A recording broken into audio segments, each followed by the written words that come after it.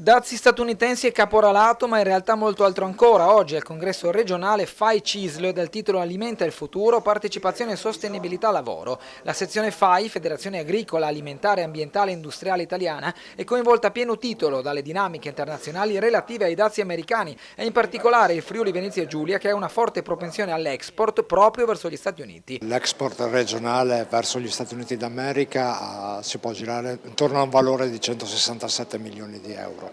In particolare abbiamo prodotti DOC, DOP, vini, formaggi, prodotti trasformati.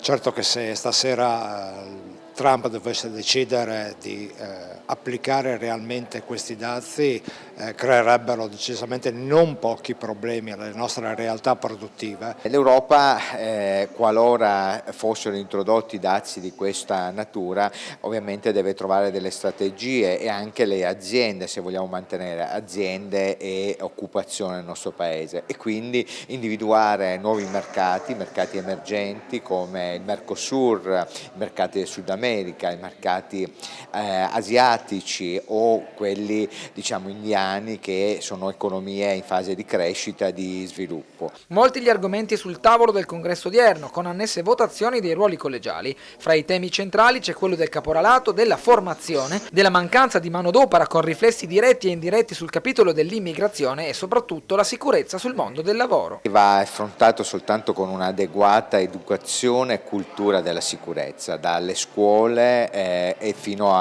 nei luoghi di lavoro, con formazione, con coinvolgimento, con anche investimenti, cosa che le aziende stanno affrontando nell'adeguare sempre di più le macchine attraverso la tecnologia.